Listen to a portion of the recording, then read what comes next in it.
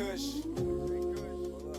Phase, Lonely Stoner, Project. It feel like a movie. Yo, I'm Jay. Podcast. I just woke up. This is just a little experiment. It's like a little get ready with me of the day in the life of what I do before I start recording. It is 9:53. Pod starts at 11. I'm gonna get there early to help Jose set up. As you can see, I just woke up. This is my roommate. So, let's get ready. Gotta go brush my teeth. I'll see y'all in the back. Alright, just got finished getting ready. This is low-key the fit for the pod, nothing special, just some chill. I forgot to record me brushing my teeth and all that extra stuff, but I'm in a public bathroom. I'm in college, as you can see, and there's people in the bathroom, so respect the words. So now we're going to go meet Jorge, Jose, or Jay Kush, as y'all know him. I forgot to say that in first part. We're going to go meet him and set up the this is the equipment. We got the stand, camera bag.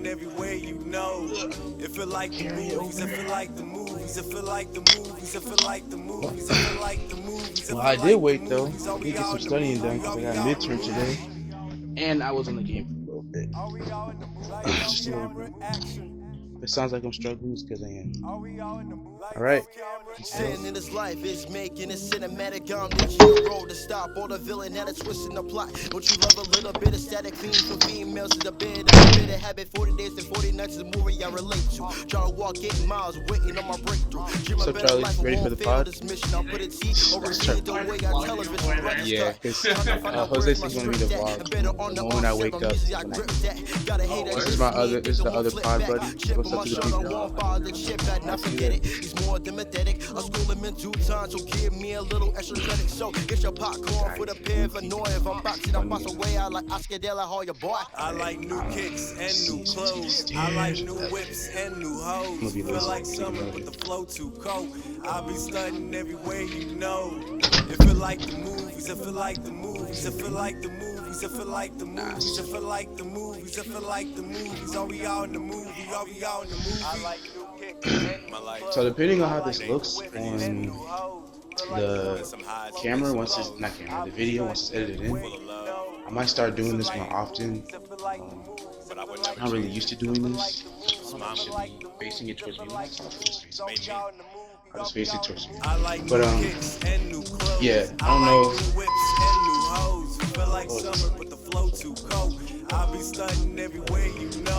Right. I was saying, trying to focus on. Basically, what I'm saying is, depending on how this looks, I might start doing it more often. I'm not used to holding a camera or walking around like a YouTuber. I'm used to seeing that, so it's an experiment for me too. But so far, it's pretty fun. I mean, life is about experimentation. So, all right.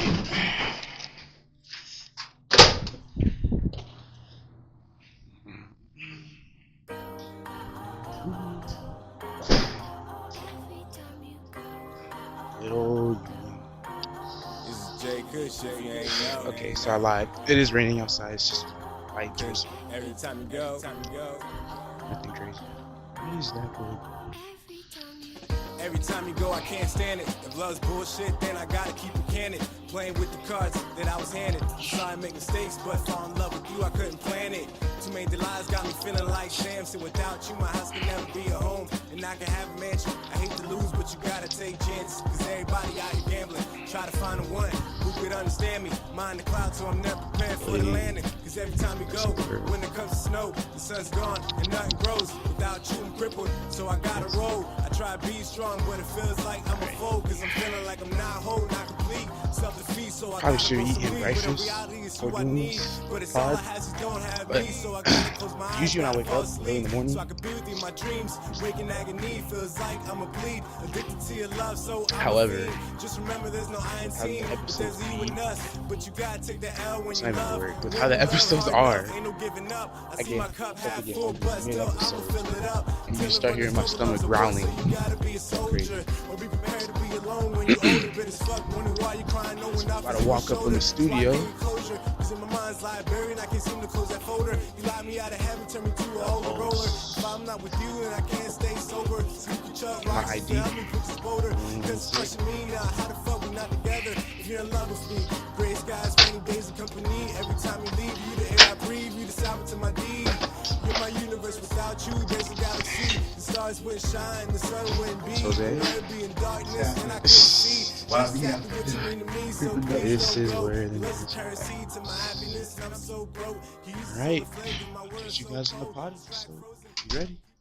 No, they did not. Kinda did. No, they did not. They didn't directly. Pull the shit up but that's right what they now basically before I said. up fire and air this bitch out. In order for a nigga moment to happen, it has to have two niggas, bro. No, it does not. We're not streaming this. But can we? I think this is important, and it's gonna be real important when I prove Jay wrong. Hold up. Hold up. Hold up, you gotta hold up. Boondocks clips to see exactly what constitutes a nigga moment. I'm pulling up the clip, yeah.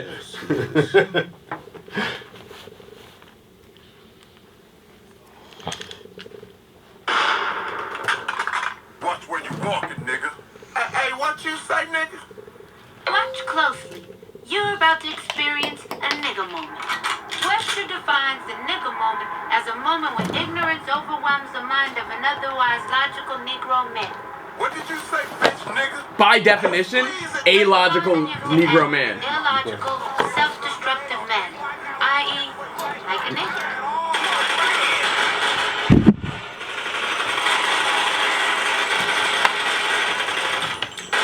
Nigga moments. Y'all gotta be are some the top tier difference. ass if you're missing at Hey, point wait, blank. man, wait. This is stupid. Hey, you right, dog. Look, let's put the guns away and go on about our business. Freeze! But they all end up bad.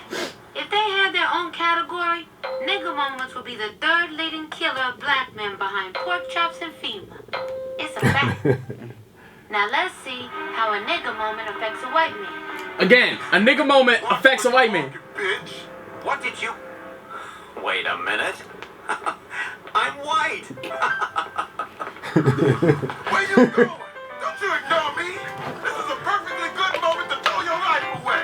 A big misconception about the nigga moment is that it can be avoided by simply moving away from niggas. If only it were that easy. See, niggas always... See, at no point did it say it had to be two niggas to be a nigga They moment. never said it had to be one nigga either, though. Yes, they did.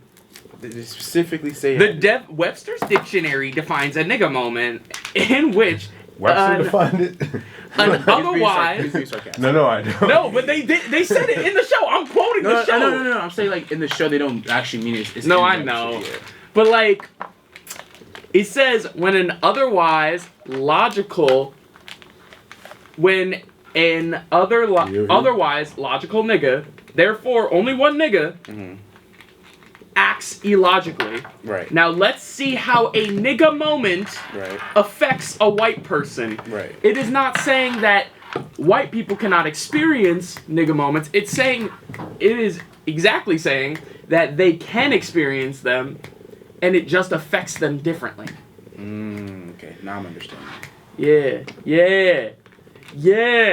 Now I'm understanding. Yeah, someone get me on the presidential debate stage right fucking now, dog. I'm gonna take this country by storm.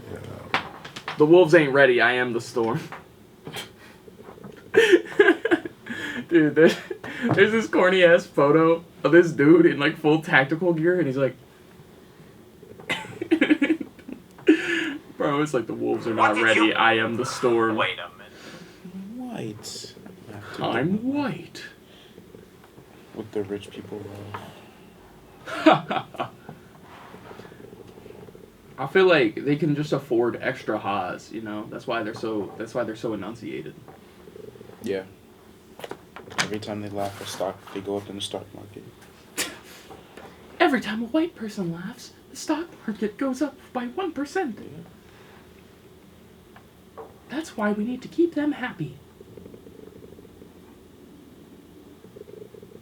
At all times. Yo, anybody else have problems with the Y'all ever check the Lottie menu online, or am I just a fat Yeah, I bitch? do every day. Okay, cool. I don't check Lottie menu. Yeah, I bet you don't. I'm sorry. This dude needs This fucking guy. He's living the good life. Yeah, dude. Must be Home nice. cooked meals. Oh my god! If you knew what I ate yesterday, yeah, you'd feel Don't well. even tell me, bro. All right, I'm about to Probably leave. some professionally chefed up like chicken patties and hot dogs. Well, I found this bougie spot called Oh, fuck you. Harvest Seasonal Grill. Oh my god. Their Harvest- prices are ridiculous, but I had to eat it. Harvest seasonal Negro, please. What are we talking about? Like, that sounds like a vegan spot. You would think, but it's like a bougie ass fucking like restaurant, like in the middle of this like shopping plaza by my crib. And the other day, I ordered like it was like a prime rib or something like that, with on a bed of garlic potatoes, and that was like $47 for like a little bit of rib. I was like, The all right, y'all fuck? bugging. I went back yesterday. I ordered a New York strip steak, bro. That joint was like, dude, like pause, but on a bed of potatoes with some red wine sauce and some 50-something bucks. I was Everything's served on a bed and shit. That's bougie as fuck. Like, even your food can take a nap? How damn. That's how you know you eating good. I try. I do my best. Now it's a flex. You know what I'm saying? Like it wasn't before, but like now it kind of is a little bit. Not to y'all. Yeah. I mean, more so to, in my home life. You know, it's fine, like, but I hate you, nigga. Let's die. Like, Yep. yeah. Alright. What's happening? YB After Dark. Episode technically 2, which should have been 3, but this is gonna be may possibly be the last podcast of the semester. So we hope that you enjoy it, because after this we're gonna be focusing our attention onto Rise of the Nephilim Season 1, Episode 1 pilot, and that's going to be amazing. Stay tuned in the summer for that. We're actually all in it too. So, yeah, we'll be doing some dope shit. So that's the reason that we may have to put the pod on pause. I know it's been like a month since y'all last seen us. You know what I'm saying? It's been crazy. I know I've been battling sickness. I've been going through stuff at home. I've been trying to just maintain. So how have you guys been? Shit, dog. You know, I mean, I ain't going through all that, but I am going through it. You know, I got my own shit going on. You know, beefing with my chick while I'm in jail. But other than that, you know, we keep it pushing. Energy is low right there. What the fuck? Sorry, my fault, gang. No. We got Beefing with my chick when I'm in jail. we gotta turn this up. Yo, Kevin Gates, don't at me, bro. Please. What's good with you, Jalen? I ain't really been up to too much. At least I want to say on camera. You know about the stuff that happened a few weekends ago. Yeah. I don't know shit, apparently. That's secrets from I'm the Oracle. No, because it's when we missed the other episode. Ah. Yeah. There's a reason why I missed it, though. Oh, you got shot? That's crazy, because I'm black and I have dreads. That's not even what I'm saying, point bro. is, back to what we were See, saying. my thing is, as a Is this black about to man, be a nigga moment right now? No, I'm white. it only takes one. I'm white. I don't know what he's talking about. Love the Boondocks. Long story short, but I've been good. I'm just really locked in on midterms this week. Yeah. Yes, sir. And been studying. I had one Monday, got one today, and I have one tomorrow, and then spring break. So, I mean, honestly, yo, I've been hyped. I've been ready to be back, just because coming off our last episode, how honestly it's been my favorite episode to date, which almost kind of makes it a little bit more tragic that this may be our final one together as the three of us. So, oh wait, tell them why. Tell them about Charlie. oh yeah, Charlie's graduating in a couple months. My bad. So, Sorry, yeah. yo. This may be our final episode, the three of us together. I still got a couple years here left at Messiah, as well as Jay, so we're going to come back next semester and whatnot, and we'll figure it out as we move on. But we for sure want to make sure that we give Charlie his flowers this episode. thank you for being part of YB After Dark for the last year and a half, and you definitely brought your own thing to this, and we've had some great moments, especially last episode. That shit was a fucking classic. Fucking yeah, Charlie Jones. Damn, You know what I'm saying? Like, shit, like y'all got to do all that. I mean, it's not like I like it or anything. No, like, we gotta do all that. We gotta honor each other. We gotta uplift each other when we, you know what I mean? Like that's how. Strong black brothers. Yeah, you know what I mean? So for sure, I know me, I'm ready to see what the future holds for all of us. You know what I'm saying? Whatever direction it goes. I mean, because I've always been kind of like a jack of all trades. I've done podcasting, I've done music. Now I'm about to transfer into films and making TV production and whatnot. So I've always just kind of like gone where the wind blew, and I don't know where the wind's gonna blow, and I just I want to hope that it's gonna take us to where we're supposed to be. Mm-hmm. You know what I mean? Like, and even if it's not necessarily like some grand, ending or whatever the fuck, like, oh, we get picked up by Netflix. I mean, that'd be like the dream, the hope. You know what I mean? Absolutely. But like, even if it's just like something that we can look back on like years from now and have like that memory of like, yo, like I got to be in my own TV show. I got to star and be in a podcast during my college years. I got to, you know what I mean? Like, so for all that shit, you know what I mean? Yeah, man, I'm hype. And give me a second, y'all. I feel hot as hell. If y'all can keep running. Pardon me. I mean, honestly, like it is so wild. Like it's been an absolute pleasure to be able to come here every week, to be able to yap to y'all. Like, I mean, go to therapy, but like it's low key a little bit of therapy. It's like therapy, but like I don't know, like real. Not in a like not to say therapy is fake, but like it's just it's a different aspect. I feel like it appeals to a different set of sensibilities. Well, I go to therapy, so I definitely can say yes, this is different than that. Exactly. Like it's kind of like whereas therapy is talking about stuff and trying to improve yourself, like I don't know, get better in a healthy way. This is more is less health focused, I should say, because I would say like we don't try to better ourselves on the pod, but at the same time we do keep it pretty real. Like, yeah. I just want to say, yo, shout out to all the ugly therapists out there too, though. What? Like, the ones that like don't be fucking their clients. You know what I'm saying? Like, shout out to the ones that really be out there. You mean the professional therapists? You mean the ones with professional ethics and standards, right? Because what you mean the ugly therapist? You trying to say every pretty therapist out here? I'm not saying every anything. handsome therapist. I'm just saying shout out to the ugly therapists that actually do be listening to us troubled you folks. Sounded a lot like that one chick on TikTok. Who was y'all remember that? Like, she had this whole series about how she was being manipulated by her therapist and how he was, like, trying to get her to sleep with him. You heard about that? You mean you?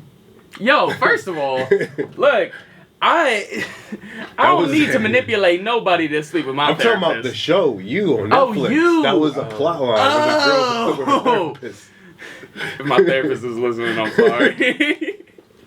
I'm just kidding. I would never sleep with my therapist. That's crazy work. Yeah, my therapist is ugly. Yeah. She's like an old, like, Russian. Like, she's like, I don't know, 70, real skinny, real, like, it sucks sometimes talking to her because, like, she's from Mother Russia. So, like, you be telling her, like, some shit like, yeah, I'm going through this pain. And she like, I survived child trafficking. You know what I mean? Like, back home. The Gestapo threw my printed breast into the ocean. All we ate was potatoes. Like, you're like, no, I get that, but this is my problem, all right? Shut up and listen to my shit. Yeah, like, I don't think I could ever sleep with my therapist. Just because, like, I just wouldn't want things between James and I to be awkward like that, you know what I mean? Like, shit, if my therapist had some yams...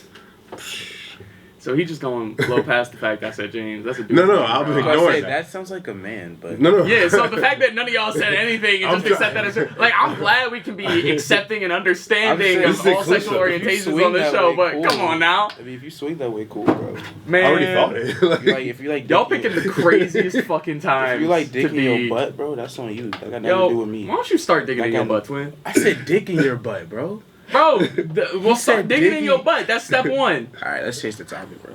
All right, here's a no topic. more digging in butts. Here's a That topic was for never you. the topic.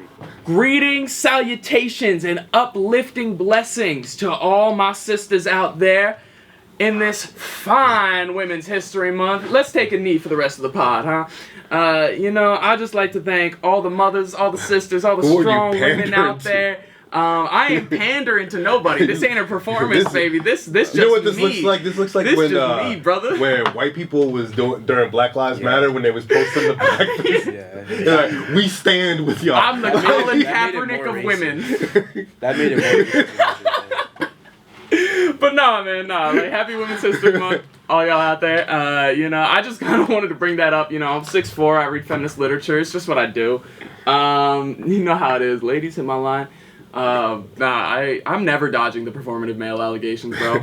No, you're not. As much as I despise matcha and I would never carry a tote bag with a Labubu, because frankly, I just, like, my thing with tote bags is why don't you just have a backpack? Like, I get it. People not trying to mess up they fit, and I respect that.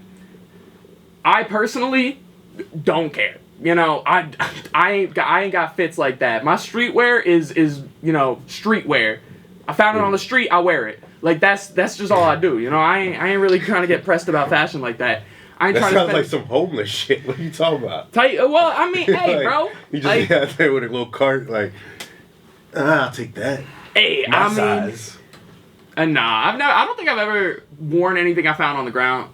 Actually, not, because I went to a soccer game one time. Shout out Philadelphia Union, and I found my team's scarf on the ground, and I was like, "Yo, free scarf!" And then I took it home and washed it, and then I wore it. Yo, speaking of, you ever meet a fine homeless chick? No. What? They're out there just like there's ugly therapists. There are fine homeless chicks. I've never experienced that. You will, especially if you live in Florida. You're gonna see them all the time. I don't think they're homeless. I don't think those Nah. are homeless chicks. Yo, Some of them are definitely homeless. You know what I'm saying? You just gotta like clean them up a little bit, put them in the tub, wash them down, and like they clean right up. Like I'm telling you, like it's like if you want to get some streetwear. You know what I'm saying? Like To all my unhoused sisters out there, I just want you to know you're all beautiful. I don't know what he's talking about. How are they going to see this if they're unhoused, bro? Yo, okay, no, because homeless people got phones, bro. Homeless people have phones. With what network? With what network? They don't Them need niggas no got no network. Wi-Fi. Public library got free Wi-Fi. You think they're going to allow a homeless person? And no, you think a library, as bougie as they are, going to allow a homeless person? You think a librarian paid what they getting paid is going to try to remove a homeless person I from the wouldn't be library? surprised if they did. I would. Especially in New York. I would. Bro, I'll fold a librarian easy. Nah, that's not true. I would never put hands on a librarian. I thought you was talking about a different kind of folk. Oh my gosh. What does that even mean? You watch too many of those late night videos, bro. Me? No, him. Him! I was No. about to say, bro, what am I doing? No, that's me. I'm like Me? You should see me with women. Like Oh, brother. yeah, It's It'd be- March. It's March, bro. Please. No, I'm just saying like, especially like when I step on that button where it's like, you know what, it's go time. It's like you gotta turn everything into an innuendo. You know what Do I mean? you? You trying to beat some guts? Like if you're not, you know what I'm saying? Like you don't got to. I might do that with my girlfriend to like embarrass her. Like in public. Y'all have actually S-tier trolling technique just dropped. Not really, but you ever act like an abuse victim to fuck with your girlfriend in public? Every day. Every day, right? Every day. Like it's so, bro, we'll go out to eat, right? And I'll pull up like I'll be like, "Oh my gosh, I just saw this really funny video today. I've been meaning to show you. It reminded me of you." And I'll like pull out my phone, I'll pull it up, and then she's like, "Oh, yeah, I'll like, she has some other reason to pull out her phone, or like the same reason. It don't matter. So we both have our phones out, right? And then what I'll do is I'll put my phone back in my pocket and then just look like sad and dejected, like, oh, she's ignoring me. Just like, bro, the joy I feel when as soon as she realizes, oh, he's trying to look like a victim right now, like, or when we go out to like a store or something and I'm buying her snacks and I'll just walk up to her and I'll be like, hey, is it okay if I have just one thing that I want? Because I know last time you said that it doesn't matter what I want, but I just thought maybe this one time it could be fun. Or, and then as soon as she says anything, you flinch and just go, I'm sorry. Like, bro.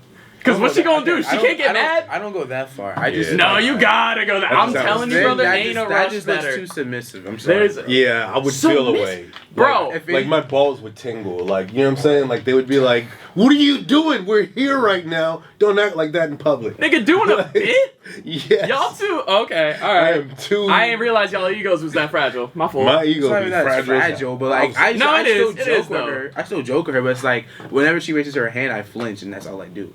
That's submissive, bro. That sounds pretty submissive, bro. Like, what are you talking about, dude? Like, if I was dating a 6'4" giant, then I could see maybe some of this, like, in play. Dude, if you dating a 6'4" giant, climb that tree. Retire right there, bro. You just have as many kids as you can. One of them's making it to the league. Like, come on, for sure.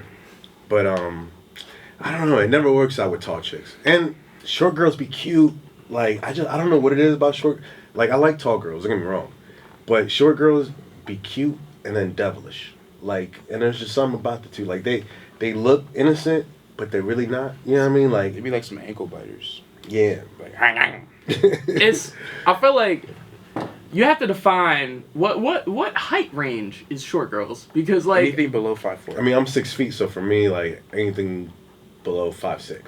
Okay. Yeah, because does it vary for guys? Like, for me, I feel like I'd make you short if you're like 5'4". I mean, I don't know, because I know 5'4" is the average for a woman, so I try to let them have that. But if you're below 5'4", I thought it was 5'6". No, it's 5'4". Oh damn. 5'6". Is it a 5'10" for men? No, it's 5'8" for men. 5'8"? Yeah. Damn. Yo, any guy between 5'8" and 5'11", I'm sorry, bro. I don't know why the 6 feet became like the standard for a lot of people. Like, I genuinely, it pisses me off. And I'm 6'3", and I know I'm going to seem like a performative, I guess it seems kind of performative, but I'm just shouting out to my dudes right now. Bro, I've seen chicks who are like 5 foot nothing be like, if he ain't 6'1", I don't want him. Ugh. And I'm like, she trying to get tossed around. That's fine. That's fine. Hey, different strokes for different folks. You do you. But like, why is it that like men between 5'8" and 5'11", which is a large portion of men, are being made to feel like they're short? Like, bro, that's average height. Like, you good, bro. Like, it's not. I just feel like we got such an emphasis on like things you can't control in America. You know what I mean? Like, oh, you got crooked ass teeth? Better get some braces, bitch. Oh, you got braces? Oh, fuck you, metal mouth. Like, bro. Do you think like maybe there's a difference between what women say online, like on social media, versus like what happens in real life? Oh, absolutely. Like, for example, like I all the time, right? Like I'd see online like women being like, "Yo, I ain't gonna fuck with no broke dude unless he makes X, Y, Z, unless he can buy me this." All the most amount of pussy I ever got was when I was broke. Like, realistically, I was fucking through my poverty. You know what I'm saying? Like, that's all I had time to do. You know what I'm saying? Like, was bust nuts. So it's like when that's all you had time to do. I mean, I had other shit going on, but like podcasts. Yo. But like, right, like, there's always this thing that's online that people are like, it's like back in the days, like when, you know, people would be like, oh, we don't date chubby chicks. We ain't no chubby chasers. But then, like, in real life, you see dudes, like, with big-ass girls, like, and nothing wrong with it. You know what I'm saying? Like, your preference is what your preference is, right? But it's like, I feel like there has to be a distinction between what people say they really want online versus what like they really take and accept in real life. And women are saying, "Yo, you need to spend $50,000 a month on me," and I can think back to just what $100 could do for me. You know what I'm saying? Like, I'd rather take that $50,000, take my ass back to Bahrain, and live like a king for a couple months rather than deal with one chick who thinks that she deserves $50,000 a month from me. Now, of course, that's my preference. There's dudes out there that are going to be okay with that kind of shit, and they make the kind of money where they can just do that. But me, like, I don't know. That just sounds ridiculous. Like, and any dude that would be like, I'm with that, it's like, you're like a high-level simp. You know what I'm saying? Like, and simp has become so normalized and all that other shit. I'm not saying there's nothing wrong with simping. There's women I simp for. If you check, you know what I'm saying, there's some comments I'll be leaving on some of them girls on TikTok, you'll see who I simp for. But, you know what I mean? Like, for me, it's just like, there's gotta be levels to it. You know what I'm saying? Like, I think. What do you guys think? Is like what do you guys think about simp culture and? Well, because I feel like because I kind of want to keep it on the topic of like standards and like, you know, unrealistic standards, I should say. Because first of all, with social media, like there absolutely is a difference between what people say they want, and because I think this applies to both men and women. I've seen so many dudes who are like, if you don't have a godly woman who will, you know, hold shit down for you, shoot a robber who break into the house at night, you know, like, yeah, you should protect her, but she also should be with the shit, just in case, you know, something happens, like you need someone to back you up and blah blah blah. And also she better like be like super, you know, holistic and caring and motherly, but at the same time she gotta have that ass, she gotta have them yitties, blah blah blah blah. Like, bro, it's just it's like the whole thing with like beauty standards and like, you know, ideal, like, oh, you need to be, you know, 8 inches thick, uncut type shit, like stuff you really can't control. Like, bro, when we talk too much about that stuff, it just creates more problems and alienation within our society. Like, for sure. And it is definitely the loudest people that get heard most often. So I think, and excuse me, sorry, and I think on top of that, the loudest is often the most uneducated. A lot of times, the people who are screaming out like, "This is my opinion and everyone needs to hear it," is the last person that needs to be heard. Because a lot of times, like, it don't take, like, you don't have to be an expert to be a social media star. You know, like, and nowadays, people can reach such a insanely large audience with no credentials. Yeah. Like, you can just be a person who just be saying whatever, and then one day you blow up and people start listening to you and people start taking that and repeating your opinions because they some sheep, you know? Like, if you're really out here glazing influencers like that, bro, come on. They ain't gonna love you. Due to, like, the fall of legacy media became more untrustworthy, so people started to look for alternative media to provide them the news. You know what I mean? Now, of course, that created its own monster. You know what I'm saying? And now we are where we are. You know what I'm saying? Where podcasters are like legitimate news sources, which I don't see myself as a legitimate news source. I see myself as an entertainment source. That's all I come here to do. I don't come here to be fucking Don Lemon for you guys. I come here to joke, have fun, say some inappropriate shit, and go home to the real world. You know what I mean? Yeah. This is all that it's supposed to be. This is never supposed to be deeper than that. Yeah, we're going to talk about some real shit. Epstein Island or the war in Iran or politics, whatever the fuck. But we are not the news. Yeah. So we should not be holding ourselves to news standards, or neither should the people should be holding us to that. So yeah, I don't think people should be accepting us or viewing us in that light. And I think too, like, you know, more relevantly, I don't think any influencer should be portraying themselves that way without showing the work they're doing in order to like earn that title, because you do need to pay your dues. You do need to like actually work and earn that, you know what I mean? Like, it's just, It's ridiculous, bro. And I mean, and that's the side that when I joined YBTV, where like I saw that alternate side of it, and it made me have a whole different respect for like being on the news and going out chasing stories, having to do all the groundwork to just for a little bit of slot time on a show. You know what I'm saying? Versus here, where you could just run your mouth for X amount of hours, and then it's just like, yeah, dude. As long as I can clip up the best part, you know what I mean? Like, I spend hours writing scripts, getting footage, editing, all that for like a 1 minute segment. Like I've had full weeks where it's like I spent like a total 10 hours of work on something that came out to a minute 30 or got cut off halfway through. Like, stuff happens, and that's so disheartening. Like, that sucks. But I do kind of want to get back to this, like the image of, or the issue of, I think it's communication between the genders. That's where the difficulty comes in, because we've got this epidemic where people are on, like, social media is an epidemic. That's what I'm calling it, because it is, I mean, first of all, just look at the science, right? So many studies have shown that social media has overwhelmingly negative impacts upon anyone's mental health, different age ranges, but most, I want to say, what's the word I'm looking for?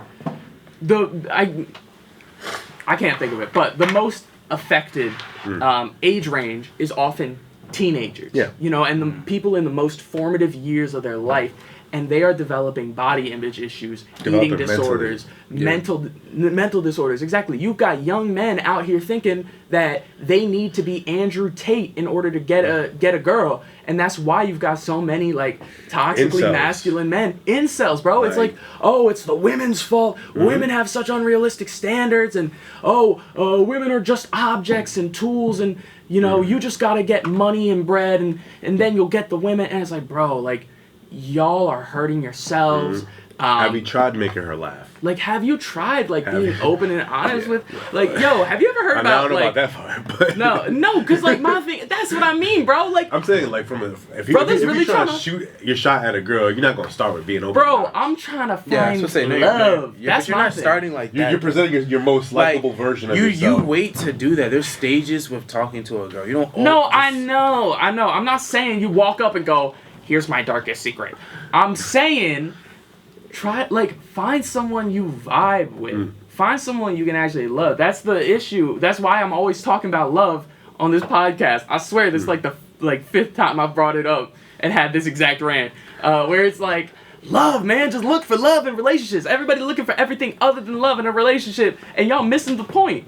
Not to say that, you know, everyone is wrong. Like, you do you, but I will say, I think we have kind of lost the plot in dating. That's why so many people are unhappy. That's why so many people be cheating, because they only look at relationships in this way of like, what can I get out of it? Ooh, he got to be paying $50,000 a month on me. Ooh, she better be putting out every night for me. Ooh, like this, and that. Like, bro, how about you stop focusing on your expectations for the other person and start being a person who deserves to have those expectations met. You know what I mean? Yeah. Like, brothers be out here saying, you know, my future wife better be doing this, and this right now, while they sitting on the game eating chips. Like, bro, no, it's like when you see like a fat nigga be like, I don't date no fat bitches.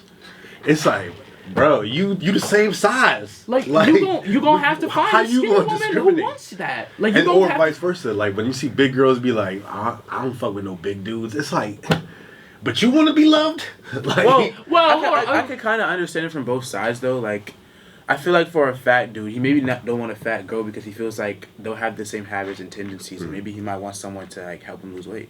No, I mean, I'm not saying that's not possible. But if you're like off base saying like I can't fuck with someone the opposite of me because they're fat. Oh, so you're just saying just because she's fat, like nothing. Yeah. Like, then it's like, then how can you say then love me when I'm fat? Okay. You know what I'm saying?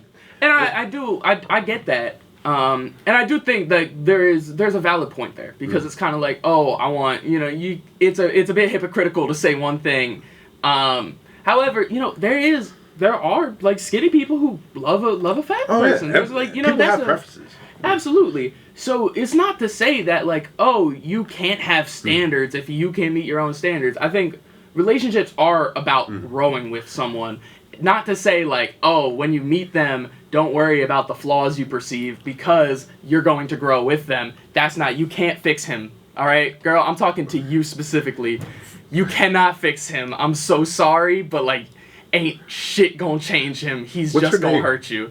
What? What's her name? I don't know.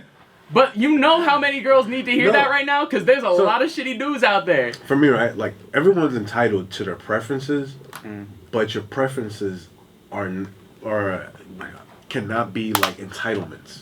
You know what I'm saying? Okay, yeah. Like, for example, like I love me some thick Asian girls with fat asses and Okay. big titties. Now, does that mean though that I can project that onto like every Asian girl? No, because like how many, like what's the percentage of that exactly the exact type that I want? I You feel know what like I'm saying? I feel like what you're saying is like, it's okay to have your preferences, but when you start disparaging others for not meeting those preferences, Yes. then it becomes a problem. Like every person can. Jay, I know you can what's your- speak to what's your this. type? Like, yeah, come What's on. your type? Latina with the fat ass? I didn't say that. I'm just throwing it out there. His type is his girlfriend. That's his type. Yeah, but like I've never met her. Here's the thing. Me My neither, but, type, like, you don't need my to. type is mainly personality. So like, granted, here's what. Wait, guys. No, Listen, I'm with you. I'm with you. Looks do matter to me. However, I don't judge you based off of looks. Like one time in high school, I dated a 5, but she had a good personality. Now, granted, will I ever do that again? You gotta be special.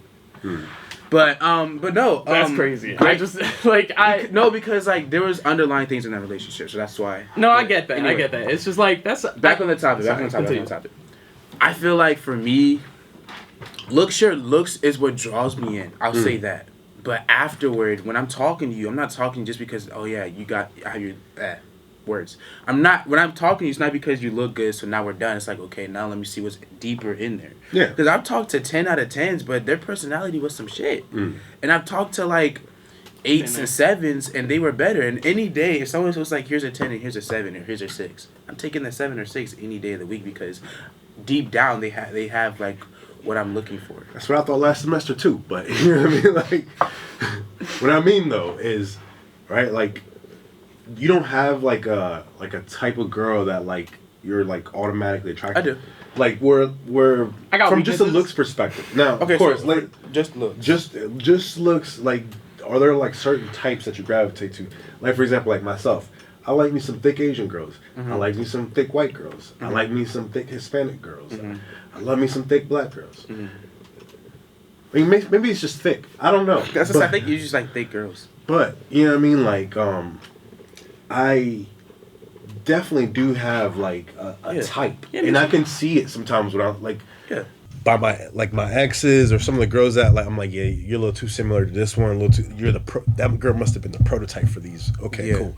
So like that's what I mean. Is like, is there like a certain type that like you kind of like be like, damn, that's my type. You know what I mean? Yeah. What for is sure. that? I'm trying to. I'm thinking back through my eyes. It's a bit of a variety. There's Variety. Variety. Okay, Yeah, let's there's, you know, indulge. Let's dive into it. well, we don't have to. I mean, Well, you say a little bit of it though. well, all right. So the first girl I dated, she was Bengali. The second girl I dated, she was, I want to say Trinidadian. Could be wrong. We didn't talk too much about it. Damn, Charlie likes some seasoning. And then. Well, cause like the last the last 2 girls that I went out on a date with. Well, actually, I will say there was Nadia. I don't know what her like ethnicity was, but she was Latina. And then there was my ex. We broke up somewhat recently, and she was white. Very racist parents. That's what I say. so- Weren't her parents racist? Oh, very. I got accused Like of selling unseasoned drugs. chicken white. Oh, yes. I got accused of selling drugs because I took Shawty to the wrong cupcake shop. I remember you telling me about that. I do remember that story. They really out here acting like, so for those who don't know, there's this store called Lancaster Cupcakes, and they sell cupcakes. Pretty self-explanatory. They some good ass cupcakes though. and they were opening a new one near Shawty's house. We go out, we got some coffee in the morning, we pull up Google Maps and head to the Lancaster Cupcakes. Well, it turns out there was an old Lancaster Cupcakes and a new one, and the new one wasn't on Google Maps yet because it had just opened that day. So we ended up going to the old one. So I took it to the old. Did you realize that when you went there? That was the old one? No, we realized it once we got there because we were like, oh, this isn't the store like we were expecting, because it was still like the same chain, but it was just like older. Yeah, it was like there was no like grand opening sign or anything. Like they were just like, hey, we've been here, and so we went in, got our cupcakes, whatever. I peed and then we left, and so we got back to her house and we realized our mistake on the way back because it was like a 30-minute drive back to her house, and it was like, we just laughed it off, and then we get back inside. And we're still like laughing about it. And her parents are like, oh, hey, you guys were gone for a while. And I was like, yeah, we ended up going to the wrong store, actually. Funny story. And then we explained what happened. And so then later, I leave later that day. And, Shawty's in the kitchen. Her mom walks in and is like, so, did, like, this Lancaster Cupcakes, was it in, like, a shady area at all? And like, she was like, no, it was just a Lancaster Cupcakes. Like, it wasn't really shady. And her mom was like, yeah, where was it again? Oh, yeah, that is a pretty seedy area. There are some real shady types there. And did you see Charlie talk to anybody, or did he leave you alone for, like, an amount of time? Jose, what are you looking for? Battery pack. Oh, the battery pack? Yeah. Ah, got you. So, yeah, anyway. After that, my girl was like, oh, well, he went to the bathroom, but he was only gone for like half a minute, like a minute and a half maybe. And her mom's like, yeah, that's what we thought. Yeah, we think he's selling drugs. Who am I selling drugs to in a place that is, again, like, it was almost like 2 hours away from my house. So who do I know in this area that I'm selling drugs to? Who are my connections here? Where am I getting the drugs? Why would I bring my girlfriend with me and not just sell the drugs after I left her house? Why did I need, like, what? Yeah. What kind of sense does that make? It's the type of stuff you only come up with and you only see as reasonable if you're a racist who assumes that just any black dude be selling drugs. Yeah. And I'm not even a full black dude, bro. I'm only half. Looking like some Snapple out here. Like, MS really be trying me for no reason. And oh my goodness, bro, like, her mom was racist. At a certain point, I wasn't even allowed to come inside the house anymore. And dude, that John, like, they really had me out there like a field Negro. That shit was crazy. I'm not gonna lie, you're better than me. I would have broken up with her just based off the parents. Because think about it, if you guys wanted to get married, you're marrying her family. So that's never gonna go away. If anything, it's gonna get worse because once her family meets your family, they see some black people. Mm-hmm. So it's like, granted, y'all broke up now, so that's probably a blessing in disguise, even if it hurt, but like, you're like, for real, if I'm being honest, you should have broken up with her way sooner. You should have broken up with her sooner when you found out her parents. I told him that. I get that. Well, I mean, that's never gonna go away. Again, like, that's true. My thing is, though, I'm an idealist. Y'all know that. I'm very easily, like, roped into bad situations, or like bad relationships, because I am looking for this idealized version of love where I am, I'm constantly, trying to make shit work. And there have been a lot of lessons, there have been a lot of lessons in that. And it's, I gotta be, a little bit more nonchalant, because I'm just a little too chalant. Ask anyone I've ever met. No, like, they will all tell you I'm the most chalant person in the world. Like, it is, because I do be caring about shit. I really do. And I really cared about this girl, and I was willing to deal with all the problems of, she made it worth it. And I wanted to stick with someone who made it worth all the pain, all the growth. Plus, racist pussy be good. It really do. No, because like it's I don't. You know, like, I'm so and sorry. I've been there. So Like, sorry, but like it is. How do we go from No, Yo, because like it's just I'll be when, having a dream and shit. Like exactly like Martin Luther King would be so proud No, he of these wouldn't. back shots right now. I'm just saying, like there is a Black certain History Month just ended, bro. exactly, and it's now it's women's turn This is diabolical. to be treated like they ain't a minority Lock because. in, bro. Like I'm just my saying, friend no, Mir would because say, bro. dog, lock in, bro. I think you need to lock in and date a chick with racist parents because I would there's never, just something. Ever. It I was is- raised different, bro. Nah, you don't It's date like them. my reparations, experience, bro. Right, you got beat and go. You know what I'm saying? Like, Nah. yeah. Or at least like you As just soon can't as I wipe see it. racism, I'm gone, bro. What the hell are we talking Yeah, about? it's just from the parents though. It Like don't she ain't matter. racist. Which She is was surprising. sweet. That's very surprising that she wasn't racist. Because It was- usually, yeah. if you got racist parents, the kid picks up on some of that. Yeah, they usually trickle down. Yeah, right. Yeah, She- so that is surprising, but it's just like I just can't do that, bro. Especially if I want to marry you, like that's never gonna go away. Like Yeah. I'm marrying that. I don't want us to have kids and then they're like, oh, let me guess, you're gonna name him Jaquavion, like. yeah, like. And if I am, like, what? And if I am, that's not. Oh, That's not. I just think it's a little bit of some of those racial undertones like spice up the bedroom a little bit.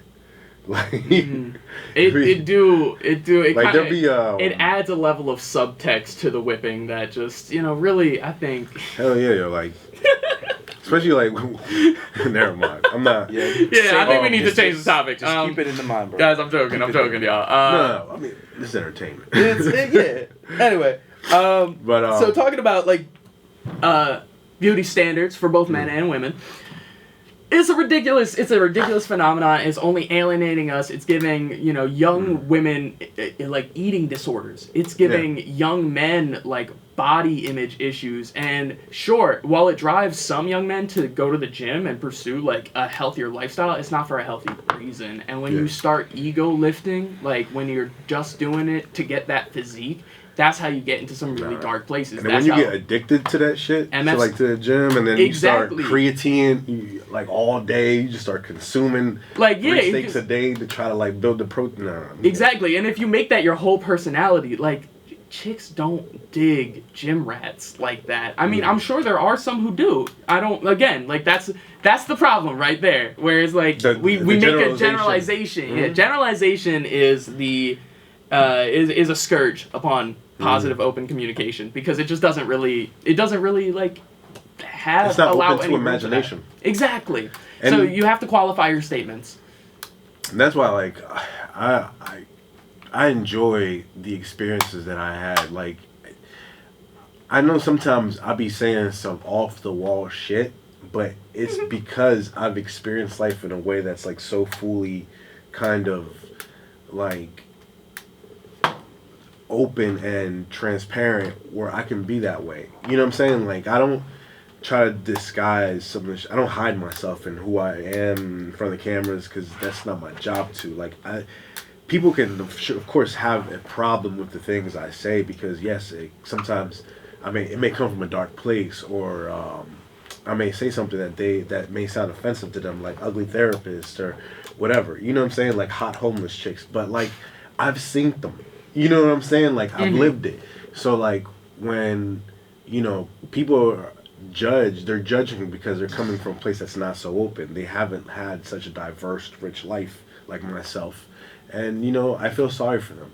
Go live. Go out there. I'm not saying you should go bang hot homeless chicks, but like if you feel up for it, you know what I'm saying? Like, you know what I mean? Have a thrill. Like you never know. She might be like, a dope ass chick like who really like might give a fuck about you and you overlooking her just off the strength that she's homeless. You know what I'm saying? Like not seeing her for the person that she could really be. You know what I'm saying? So me, like I'm no better than nobody. I'm no better than the homeless person and I'm no better than the rich corporate dude that like we all human, you know what I'm saying? So the best way, you know what I'm saying, to enjoy life is to just stay as open-minded as possible to everything around you and, just live.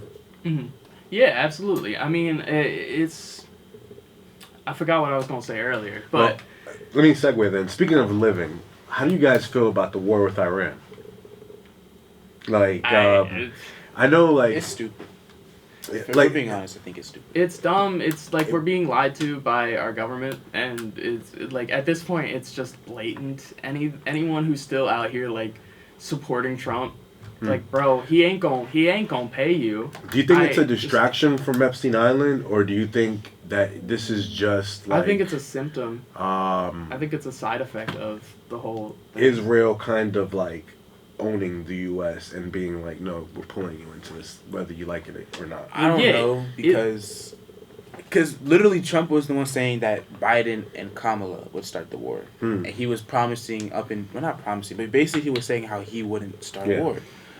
And so I don't know, I feel like it could be a part of a distraction. I also just think he just wants a war. Like I feel like I just feel like this is what he wants as well. No, it makes money. War makes money. That's true. You know America's always been at war. However, like the whole thing is like, it's blatant now. You know, Israel runs the American government. Like it's just straight up. There are some crazy things going on behind the scenes. Oh, absolutely. Israel has like openly admitted, or like there have been like. There was a newscast, something on the BBC, where it was this reporter interviewing an Israeli special operations agent, and he was like, he just said some shit about like, oh, you know, if we don't like what's happening in Western politics, then we just implement our own guy, and it's like what? And he's like what? And he just moves on, like he just smiles at the camera and then like doesn't say anything else about it. And it's like, dude, what? Like there is, and I mean we've seen like so much stuff going on. I mean like it's not to sound like Kanye, but there is definitely some conspiracy happening between Israel and America. And I'm not talking about, because again, I think like Israel likes to hide behind the idea that they are conflating anti-Semitism with like anti-Zionistic ideals, and that's not what that's not true. Israel is not Israel. When I say Israel, I mean the country. I don't mean the people of Israel. You know? Yeah. And frankly, I mean, you know, if we're talking from a biblical context, the people of Israel is everyone in the world. Like, because we are all God's children. You know, the Old Testament said, Israel is my people, and then in the New Testament, God said, everyone is now my people, and there is no Israel. Like, there is... But there still is an Israel. Because in Revelation... Country, no. In Revelations, you have the 144,000. You have 12,000 from each of the tribes of Judah. I mean, from the tribes of Israel. So there still is a genetic Israel in, you know, the end of the Bible. You know what I'm saying? Like, so what and that's what's so particularly important about what's going on in this conflict. Like Tucker Carlson brought it up in his interview with what's the dude's name? Huckabee, Mike Huckabee. I don't know. One of those. The dude's like pro-Israel or whatever, and he's like he's in the government or whatever. They were having this interview, and they were talking about Israel's right to define itself as the chosen people, like from the Bible, and how they're like even though they don't believe in Christ, how these people believe themselves to be God's chosen people. And they have the right to do these things. And that's why they don't have to follow international law, is because they're above everyone else. That's why they call us Goyim, because we're not them. You know what I'm saying? We're subhuman to them. So, when we talk about, like, I brought it up before in Revelations, not just the 144,000, but in Revelations chapter 2, verse 9, and in Revelations chapter 3, Christ, when he speaks to John, he's very specific. He says, something about, there is a false Israel, and that is the synagogue of Satan. I don't know if you want to look it up right now, you know what I'm saying? But, so we can give the specifics. But it clearly states there is a false Israel. Now, how do you want to, like, for example, right? How they came to be, you know what I'm saying? Like how they got, like the Ashkenazi Jews got adopted into like modern Judaism, and they took over. They emigrated. The Palestinians welcomed them in with open arms. Now here we are, a couple decades later. So do these people with a questionable lineage, where we don't really know if they really are God's true chosen people from the Bible, have the right to do what they're doing, control our government, to essentially commit a genocide because they believe themselves to be morally and genetically superior to the people that they're dominating. Well, I think so, but I think we're kind of putting the cart before the horse here, because we're also like, we're assuming the I feel like we kind of need to flush out the whole like what's actually happening right now before we get into the like, you know, just to avoid the label of being, you know, of conspiracy theorist and crazy. You know, it's like, yeah, sure. Well, I mean, if that's the case, right? Like when like what I was talking about Tucker Carlson, he had said, "Hey, would you guys mind submitting genetic testing to prove that you are the descendants from Israel?" Got you. And they do not want to do genetic testing. They don't, and that's, and you know, so that's, and there's a reason for that. That's beside, yeah. But what I'm talking about, like, let's have something we can point at right now. Like, you know, the fact that Israel denied having any nuclear arms until very recently, when they said if America doesn't attack Iran, we will use nuclear arms against we will drop a nuclear bomb on Iran, killing millions. Like, it would kill so many people, because Israel has slaughtered, has genocided so many Palestinians. That is a fact. They are murdering Palestinians. It's a genocide. The UN agrees with me. The definition of genocide agrees with me. The only one disagreeing with me right now is the Trump administration. But what is the reason why they're disagreeing? What is the reason? Because evangelicals see Israel as God's chosen people. That's not it, bro. They're getting. The evangelicals support Israel. What's frustrating me is, yes, there is an American standard, but it's a bastardization of the Christian ideals. Like of that, like, they're playing on it, but that's just a facade. That's not really like what's happening. The Israeli government is deeply intertwined with the American government. That is a fact. When we are going through a truly terrible recession, we're still sending $2.31 billion in tax dollars to Israel. We are sending billions upon billions to them for their defense budget. Presidents in the past have said that America has an eternal duty to stand with their Israeli comrades. Speaking like to their Israeli allies, like I forget the quote and the exact president right now, but you can look it up. Like, it's a real thing that one of the presidents was like, "Oh, America has an eternal, undying duty to Israel." And I agree with you, but I think that stems from the religious tie that we have to them. I know, but we gotta establish what's like the physical evidence before we start getting into the religious stuff, because I don't think that we're going, because like, you're not going to convince anybody if you just start talking about the religious stuff right off the bat. That's what I mean. No, I don't see that. I'm just talking about like what's their ideology behind why they do what they do.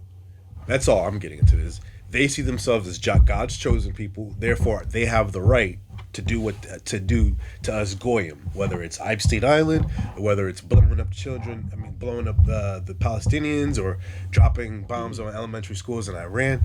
Everything comes from this moral high place of, we are the chosen and you are not, therefore we can do what we want, and that is supported by the evangelical Christian church here in America. And well, not necessarily, like, though. I don't think that's I think that's too general to say. I don't think you can say that the evangelical church in America entirely, because I know plenty of evangelicals who are opposed to what Israel is doing. I also know plenty of Jews in America who are opposed to what Israel is doing, and Israel labels all of that anti-Semitism. So I think I'm not disagreeing with you. I'm not disagreeing with what's driving it. I'm just saying, like, we should define, like, we need to pick a scope here. Like, I kind of want to look at the impact rather than their reasoning, because we know their reasoning is you know, a bastardization of the Torah. Like, we get it. It is they use the religious terminology in order to justify these very unreligious acts. Like, it's you know, the Torah does not. The reason I was trying to bring that point up earlier is because, like, I go through this with my mom. My mom's is a hardcore Pentecostal. all her life she has supported Israel, and now when I sit here and try to tell her these things, she's like, no, don't speak on them, like don't speak negatively of them, because they're God's chosen people. God will curse you if you speak bad on the Jews. You know what I'm saying? Like, and that's not just something that comes from her. That comes from her pastor. That comes from her congregation. Now, yes, there are few and far between people that are out there saying, yes, Israel's wrong for this genocide, but are we really examining what's behind all that? And it comes really down to a usurpation, how Israel was usurped by another group of people, and now we're dealing with the consequences of that. This didn't happen overnight. It was something that was systemically put in place. The U.S. got behind them. They made their treaties. They propped up the Bilderbergers and all these bankers and all these people in Hollywood and all this shit, and then now they're the ones in power, and they're the ones that sign the checks to send the bombs to fucking Palestine, or to fund Epstein Island, like what's his face, Epstein. They gifted him an island. He didn't purchase that island. That was a gift from the dude that owns Victoria's Secret. You know what I'm saying? Like, that's the kind of money we talking about. Like, it's not like some chump change where, like how these, senators get lobbied and take this APAC. We're talking about like some serious life-changing money. And until we can address the root of why it is that these people got this money like that, how they're connected, and how they're systematically like invaded America and at the highest levels of power, can't get rid of them. They're too embedded in. I know that's very true. I was just saying though, like my point. I think where we're disagreeing is is the starting point. Yeah. Right. Because I think in order to my thing is people need to come together. Right. It needs to be a united push in order to have an effective dialogue, getting to the root of the cause, and so I think in order to do that, first you need to like clearly define what you are speaking out against, why it is wrong, why what is happening is wrong. And so, let's talk about the events, and then we can talk about who's causing the events, why are they causing the events, why are they doing the things they're doing to reach why are they reaching for those ends? You know what I mean? I mean, and that's what I'm trying to do now. I mean, it's all speculative. None of us really know what's behind Israel's motives. Yesterday, do know what actions they've taken. Well, of course. And that's why I'm saying let's start with the actions. Like yesterday, one of the army commanders, he said that essentially Trump was chosen by Jesus Christ to start Armageddon. Like, this is the kind of shit that's being said, like, by army commanders. You know what I'm saying? Like, we also have in Israel, they're trying to sacrifice the red heifer and rebuild the third temple. You know what I'm saying? Like, if you look at Revelations, everything kicks off with the third temple being built, because that's when the Antichrist comes over, he sits down on the throne and declares that he is God. Mm-hmm. So certain events push this timeline along, which is why it's so important that we have to see what's going on now with Iran. For me, it's all, crazy. I agree. Like, it's some wild stuff. It's just like if you would if I would go back to my 15-year-old self and try to explain adrenochrome, Epstein Island, or any of these things that, the genealogy in the Bible, the Nephilim, all that stuff, how all that shit ties into now. Mm-hmm. You know what I'm saying? Like, it would go way over my head. You know what I mean? Like, and it sucks to try to like have to piece it together on the fly in the midst of crisis. Like, and of course, I mean, I've been talking about this shit, especially the Palestine war and all that stuff, for like a minute, trying to say my piece, because I've been seeing that this shit is wrong, like on a spiritual level. Like, it's like, it should not take, you go to church for you to realize that dropping bombs on elementary schools where kids are at is some devilish shit. You know what I'm saying? Absolutely. Like, but we're beyond that point now. You know what I'm saying? Like, and And despite all the stuff that we've seen, like, people are still not convinced about Israel. People are still like, well, we have this kind of like religious tie to them where we kind of have to support them because they're God's chosen people. And if we don't support them, then that means we're rebelling against God. And that's not the truth. And and until we fundamentally accept that the people of Israel are not the people of the Bible, we're going to keep going nowhere, because they're going to continue they have the system in place to enforce that moral superiority on us. You know what I'm saying? Like, we can sit there and say to their faces blue, the Jews are not the real Jews. But what power do we have to reach anything? If they can just shadow ban this podcast, if they can contact people and say, oh, this is anti-Semitic. If, you know what I'm saying? Like, if all those systems are in place to stop people like us from doing that, who do we reach? Now, on the other hand, they have all the power in the world to be like, this is how we're gonna do things. Like you said, if your senators aren't with us, we'll put it one of our own. That's the kind of power that they got. It's like, and it's an uphill battle, but I'm interested in this Iran war because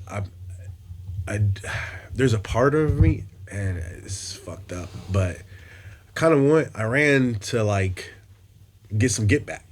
You know what I'm saying? Like, just for Palestine and God and all the people in Gaza, like I can't even say it because it's I want them to know what it feels like to be Palestinian for a day. Like, I prayed for so long, like for God to deliver some kind of karmic justice to this world, because this world is so atrociously evil, and it sucks to like continue living in it and just hope that like shit will get right, that, you know, people, the corrupt will fall, and yet they do not. They continue, like Donald Trump, motherfucker's like 80, shitting in himself and still getting up to do evil. Like, you know what kind of commitment that is, to have like dirty Pampers and still like be like, you know what, drop the bombs. Like, you know what I'm saying? Like, that's a committed motherfucking tyrant. Like, meanwhile, we're just trying to play catch up so that we can even affect the world in just half a fraction of what they can do. You know what I mean? Like, so it sucks. And yes, it's a multifaceted issue. You know what I'm saying? Like, that it's hard to address without, you know, the label of anti-Semitism being thrown on it, and I don't know where it's gonna go. And all I know is it's like, clearly this is where it has to go. Like, you know what I'm saying? Like, so what I'm trying to see now is, how does this war develop? Will this war be a fault that's on American soil? You know what I'm saying? Like, Iran is by itself right now, but they're part of a conglomerate of a bunch of Muslim countries where they might be like Lebanon and Yemen and whoever else. You know what? Let's attack America because we don't want our buddy getting jumped over there. You know what I'm saying? Like, and so even like, I don't know. Doug, I gotta interrupt you. I'm sorry. It's been a minute, and I have not like. Speaking of Judaism, can't spell it without J. What are your thoughts? I don't really have any thoughts. I'm not really as in tune as you guys are when it comes to politics because of how much that goes on. I have heard about like everything that y'all said, especially when you were talking about the Antichrist thing. I literally just saw something about that on Instagram. I don't know. I just don't have much like thought or like much input on this because it's such a sensitive topic for people, and I just step back. I've never been into politics, and even though I probably should be in some way, it's just I just kind of just like mind my business. I mean, I respect that. I pray over the world and I pray what needs to get prayed, but it's just like there's no point in watching. Like, I try to get the information that I need. I'll say that. So like I try to make sure I'm informative of what's going on, what's happening, but I don't insert myself into it more than I need to, if that makes sense. Well, so the reason why I've been silent is because it's like, yes, I'm aware that all this is happening, but it's just like I just personally don't have anything to say to it or anything to like, you know, go back and forth about it because like I'm enjoying what y'all are listening, so I'm just listening because like I said, I'm not really as in tune to it, you know.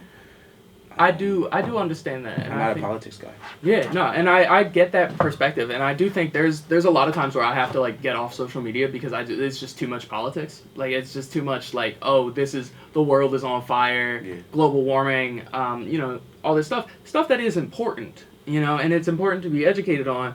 However, like at the same time, it is so overwhelming. Like it is not, you know, one person was not meant to know all of these things. And so it gets very overwhelming and difficult. I think it becomes important though to know these things when when the threat of like being drafted is looming over us. Like I was just talking to my one buddy about this last night, where it's like, bro, I mean, if you draft me, you're gonna have to throw me in the brig. Like whatever the you know, like throw you in prison. I know brig is not to. Exactly, yeah. I know the brig is on a boat, but like, regardless, like, yeah, I would go AWOL, like, you know, and I'd gladly be arrested for that. I would much rather go to prison than go die in some country that I don't even like, that like, you know, die in some country that I wasn't even born in for, you know, some other country that I just really like. It's not like that is not my home. You know what I mean? Like. The war is a senseless war, and even if you are a soldier, you have a right to refuse an order, and it is your, I would say, duty to, as a human being, to consider what your actions mean and how they are affecting others and what this war is actually about. Because I don't think every war is just. I don't know if there even is a just war. But what I do know is that we all have to account for, you know, our actions ourselves when we get to the gates of heaven. And I'm frankly not going to try and justify like murder, because killing someone in a war is still murder, even if it doesn't get treated like murder. Like you're still killing someone. You know what I mean? Like it's still, I don't think the taking of a life. So you're against murder, like in general? In general, however, like there are some times where it is like a necessity. Like if someone's going to kill my family and my only option are lethal ones, then yeah, I'm going to kill that person before I let them kill my family, you know? The train problem hates to see me coming. But yeah, what are your thoughts, Jose? I mean, it's complicated. I know, like when I was taking Hebrew last semester, there was 2 words to kill someone. Well, it was to kill and to murder. There was a clear distinction between the two. So clearly God does make a distinction between having to kill someone and just murder. You know what I mean? Like, it's some scary times to be alive. Like a couple months ago, I had a dream that I was in World War III, that I was on a boat again, and we were shooting missiles, launching helicopters, all kinds of shit, launching jets from the carrier. And I remember just thinking like that it could never happen again. I would never get put in that situation. But even I worry, you know what I mean? Just like you guys worry about the draft, I worry about them being like, yeah, you know what? We've been paying you out these benefits for these last couple of years, so we're gonna need, you know, you to come back, like, and how that would change my life. You know what I'm saying? Going through that all over again, and not even again like on a different level, because this is World War III we're talking about, not just, you know, like the war on terror, like where we killed a bunch of defenseless Iraqis, or you know what I mean, Afghanis, like, and took their poppy fields and shit. This is some different shit, you know what I mean? And it's a scary time, and it's why it's so much important to get closer to God, to get closer to the Word, to know what's coming, to understand the Word, so that you're not just reading over it superficially and not seeing it for like. And I've been guilty of that myself. You know what I'm saying? Like there's even, you know, like when I read stuff now, like I see it differently because I'm looking at it with adult eyes, with a different understanding of things, and that's why it's, I mean, like I said, it's important to be in tune with the world and what's going on. You know what I mean? Especially if they start, the nukes start dropping my biggest worry has always been that America is Babylon in Revelations, and in Revelations, Babylon falls within 1 hour of. They said it was 1 hour. They get flaming arrows launched at them. So if you were John, seeing the future, not knowing what the fuck missiles are or nukes or all that shit, it'd probably look like a flaming arrow to you. You know what I mean? Like, so I've always wondered, like, will America fall and what that will be like? How will my life change on that day? Like, will I have to learn how to fucking hunt and fish and fucking, because you can't just go to the grocery store no more because ain't no more Walmarts, ain't no more fuel you can just go get. Now you have to go, you know, loot and scavenge like it's The Walking Dead or some shit. Like, Yeah. I don't know. I don't know if I can survive that kind of world. You know what I mean? Like, I don't know if I want to be alive for that shit. So part of me just kind of hopes I go with the first nuke. You know what I mean? Like, and just like insta death, and then like, you know, make it to heaven, and it's just like, all right, I'm done with this shit. My watch is over. But hopefully, you know, this is in your generation. This is you guys now are gonna be taking this world from our fucked up hands. You know, we didn't really do too good by it with my generation. So you guys, unfortunately, gonna have to. We're passing the baton off to you guys and hoping that you guys can figure this shit out, because we didn't, you know. But it's unfortunate. It's not the world that I would have wanted to pass off to my kids or, you know, to my nephews or whatever. Like, so we'll see. You know what I mean? Like, and it sucks. I don't want us to stay on that because it's too bleak. But I did want us to have a moment of clarity and actually talk about some real shit before the world continues to change. You know what I'm saying? Like, yeah, we can make sex jokes and all that other stuff, but this is really important. And of course, we're not the news. We're just three guys just fucking having a conversation. But it's important that we have these conversations. It's important that we keep pushing art. Like, you know, part of the reason I want to make this pilot show is to make hints of that. I talked to Charlie about it, about your character. He's the reason, like, your main character, like, goes the way he does is because he was chosen because of his genealogy. You know, he's from, like, a descendant of the tribe of Judah. No spoilers. So, yeah, I think I'll edit it out. But, you know what I mean? Like, it's because He's a descendant of the tribe of without overtly saying, the underlying thing is me saying, maybe black people are the Jews in the Bible, and not the Jews from there over there right now. You know what I'm saying? Like, because in the Bible it talks about how the Jews were going to get spread across the four corners of the earth. I mean, slavery happened. They were sold to their enemies. So, is it possible? Africa is the cradle of civilization. You know what I'm saying? Like, it wasn't, you know, it ain't no white people. You know what I mean? So, I don't know. I just know that, like, I have something in me that just pushes to reach for the truth, to keep trying to, like, tell people in a way that isn't too preachy, too, like, not like a couple minutes ago. That was a little bit preachy, but you know, like, through art. Yeah. You know what I mean? Like, because it's a little bit more softer to digest. You know what I'm saying? Because these conversations, I mean, like, they're very how do I put it? Sensitive and very emotion driven, and even if you come from a good place, you can still say something that is detrimental to another, and that's never my intention. Like, I don't hate the people of Israel that are over there right now.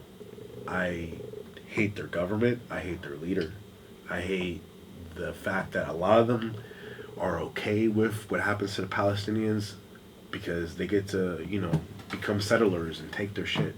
You know what I mean? Like, and I have a disdain for that. Do I want them to be erased from the map? No. They're still people. There's still children. There's still women, elderly, all that shit. But do I think that what's going on is fundamentally wrong and yeah, you know what I mean. Like, so, what do we do? You know what I mean?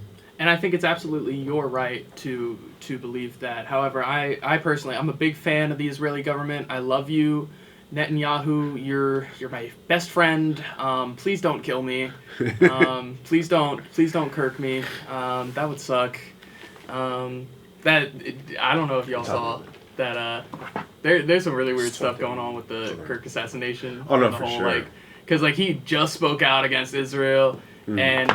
Also, I mean, Erica Kirk had ties to Israel. his wife. Yeah, that's what I'm saying. Yeah. Erica Kirk had to know that was coming, cause like, bro, I've never seen someone go on a morning tour. Like, bro, come on. But every now. time she comes out, it's like WWE. It's like fucking rockets, Charlie Kirk. Like, it's just like that's a dead man. You know what I'm like, saying? yo, Like, she's like, my husband's dead. Let's rock. Like, bro, you. and then if you dare question her, then she's fucking giving you the evil eyes, like she's trying to fucking Those suck fake the ass life tears, bro. I know stage tears when I see them, Like- bro. You are not crying. I know it for a fact, bro. We've seen there's actually like you can get little eye drops and stuff to make it look like you're crying, and they had to have used like I'm pretty sure makeup was involved because I've seen her go do the white woman wipe far too many times, and then just Now, like single have tear everything be like, and should then be all of a dry sudden. as the hair. Yeah. Then all of a sudden she got JD up in it. Like it's come on.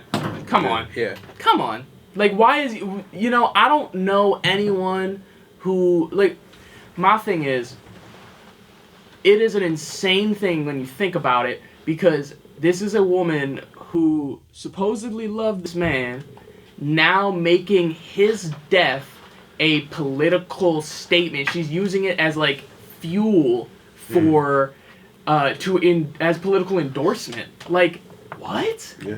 That's insane and just inhuman. I don't know anyone who could love someone If you genuinely loved your partner. exactly like But it's if like Candace Owens exposed her text with a minor, there's a whole thing where she might be like a closet lesbian. Like, so if she was never really in love with him for a beginning, let's say this was like an arranged marriage kind of thing. Like, you know what? Let's get two political people partnered up and shit. Like, she may have wanted him gone the whole time, like, so she can go bang some chicks, like, and she's like, you're in the fucking way, these kids in the way. That's why she's so fucking celebratory right now, fucking like, Yeah. I get That to also- get my fucking, you know what I mean? that also lends to my theory that JD Vance is actually a trans man. Because I think actually I think JD Vance is He does is just look doing like drag. a trans man, like Not like a he- trans man. like he used to be a chick, and then like they just gave him. I feel like the that's shots such. and, I hate to to contradict myself, but however, I would like to withdraw calling JD Vance trans. I think that's offensive to the trans community. They're better than him. But I do think JD Vance is secretly a woman. I think there's too much evidence out there. If you look at just you look at his eyes, it's just this Yo, have you very ever feminine seen stare. the one day I was on Pornhub, I was scrolling, So and bro, what a Wait, non alright, sequitur. no, Hold on, no, because that's right. no, this yeah, is no, like Jay, good along call. the same line. This is along the same line. Is it? Have you seen like? Ref, do something. Have you seen what that shit looks like?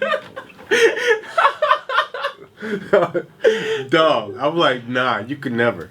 But you know what I'm saying, like, Oh no. Wait, speaking of people, I don't know if you've seen it because like I feel like that's something you wouldn't care about. But like Charlie, have you seen like this? Well, you might have seen it. The stuff that how they say Jim Carrey got cloned because he looks different. Oh my gosh, yes, that is not Jim Carrey. yeah, that ain't Jim Carrey. That is not Jim Carrey. He looks First, different. like it is everything. That guy is indicative of everything that Jim Carrey was against. Like Jim Carrey hated superficiality. Jim Carrey would never look that stupid. All right, Yeah. Jim Carrey would never step out the house looking that hideous because that thing is hideous. Well, his eyes were different color. They're a different color. His cheeks were more. Well, supposedly there was a guy that came out afterwards and said that he put a mask on and he did makeup and then he took Jim Carrey's place at the award show. Jim Carrey's management came out and said no, that was actually Jim Carrey that went to the award show. So it's like we don't know because either Jim Carrey got like some kind of plastic surgery, not because he had done another appearance 9 days before that, and he looked like regular Jim Carrey there. So either he got a surgery, or someone Jim Carrey is absolutely someone who would age with elegance, and he always talked about how he would hate, like, not always, but like, first of all, I should point out one of the biggest things is Jim Carrey is left-handed. He's left-handed, and he signed, and now this thing is out in France signing things with his right hand, and he has none of Jim Carrey's like charm or charisma. You are not Jim Carrey. It kind of reminds. Just real quick, and I'm not even trying to like be funny, like jokey, but it just reminds me of that one episode from SpongeBob where he turned into Round Bob, like you know that. Yes. Like it was SpongeBob, but then he turned into that like how Hawaiian, like he was round and like he was different. Like, that's actually like, such a good comparison. Like that's what it reminded me of when I saw him. You know what I'm talking? No, I say yeah, but that's what this reminded me of. But go ahead. Well, I was gonna say I think it's interesting that this is coming out like weeks. And like a week or two after the whole Selena conspiracy. Did y'all hear about that? In the Epstein file. Yeah. In the Epstein file, however you pronounce his name. Epstein, yeah. There was a document that talked about Selena Gomez, about somebody choosing her, and essentially like kind of like it was coded, but it seemed like almost like they were about this person had chosen her as a sacrifice or was going to kill her or something like that. So people were saying that Selena Gomez was swapped with someone, like because inside the Epstein stuff there was talks about like a transfer where you could take someone's spirit and transform it to another person. So there's a whole theory that Selena Gomez, something happened, like her real self, something happened to her on Epstein Island and they stuffed someone else in her body. And like this girl who now is Selena Gomez doesn't look like the old Selena Gomez. She's actually taller than her. Like, because Selena Gomez was like 5'6". I haven't seen Selena Gomez in a while. The new Selena Gomez is like 5'11", and like she just looks really old. So they were saying that it was due to like botched Botox and shit like that. But the differences is so striking. You talking about this one? You talking about that? Yeah, like you see how she looks like now. But yeah, there's talks about how she was swapped. So I mean, like, then the week after, now Jim Carrey comes out with that whole shit. So it makes sense though, cause like, didn't they only want kids? Why would they swap out a teenager / adult? I mean, they weren't just into like trafficking. They were like Epstein was into trying to become immortal, creating vessels, like tracing certain bloodlines. Like there was a lot of shit going on there. Like he wanted to like impregnate women so that he could like he wanted to like have a shitload of babies so that I forget what it was all about. But I mean there was like a lot of dark shit there. So like I didn't know about all that. Yeah, I mean, what do you mean you ain't know about all that? It's 3 million pages. There's stuff that like we still don't. I'm not gonna. Yeah. Tomorrow's more shit's gonna probably still come out, and more shit, because it's like there's just so much to dig through that it's like it's hard. But yeah, I mean, there's a conspiracy that Selena Gomez, something happened to her, and that's why Justin Bieber like is off now, because he knows something happened to her, and that was the love of his life, and it fucked him up.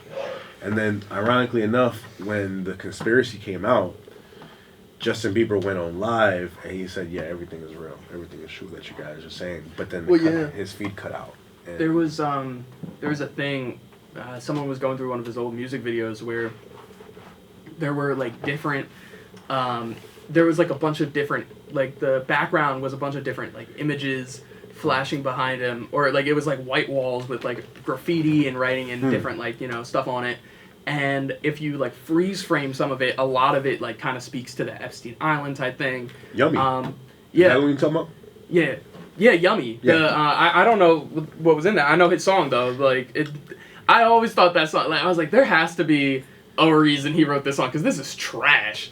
Like it was definitely coded. It was definitely, yeah, because it's also with Jim Carrey, right? He was also well known for speaking out on like the Illuminati and the stuff in Hollywood. Yeah. Like he's talking about it.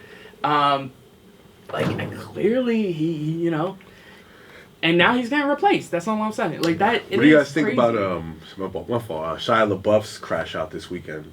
I didn't even see that. You talking about at Mardi Gras or on the news? At Mardi Gras, and even on the news, they did an interview, and now he's getting a lot of backlash because he said essentially that he's scared of gay men touching him because he had been touched without consent in the past or something like that. So like now he has a fear of big gay men, just like. Oh. So he's like, you want to be gay, but just don't be gay in my lap or some shit. So I didn't see that. I saw the part where the interviewer asked him, like, crazy. if Jesus was here, what would you say to him? He was like, nothing, I would kiss his feet. And then he kind of had an emotional breakdown after that. Yeah. But with the gay man thing, I'm not saying everything against gay people. However, I don't see anything wrong with that because if that's the trauma for you, you got touched by a gay person, you don't want to be near That's a gay the person. thing. Like, it's... Because it is, like, I am very firm in my belief of, like, sexual assault is a heinous crime, you know, and people are entitled to the trauma they have after that. I wouldn't fault a woman for saying, I'm scared of straight men because I was assaulted. I've heard that many, many times. Yeah. Me too. And I have never been like, oh, so you just hate on men? You're a bad person for that. And I think it's fair to say, if Shia LaBeouf was assaulted by a gay man, then he is allowed, like, that is his trauma. Now, is it fair for him to, like, because it's one of those things where it just, like, it feels wrong to say, like, he's allowed to have bias against gay men if he was assaulted by a gay man, but it's more like that's just how trauma works. Like, you're going to view a group of people differently because you have had this really bad experience with like a single or and he may not view them differently. It may just be a comfort boundary thing. Like he said, like, yo, you could be gay over there, but just don't be gay on me. Don't be doing that shit to me. Like, especially coming off this Epstein shit. Like, we see what's been going on in Hollywood. We see what's been going on in with these rich people. So how do we know that something like that didn't happen to him when he was coming up through Hollywood? Like the Lost Boys. Like, y'all ever hear the story, the conspiracies behind Lost Boys? Mm-hmm. So there's these two kids, Corey Feldman and Corey Haines, I want to say. Supposedly, when they were working on Lost Boys with Charlie Sheen raped them both, and in the dressing rooms or whatever.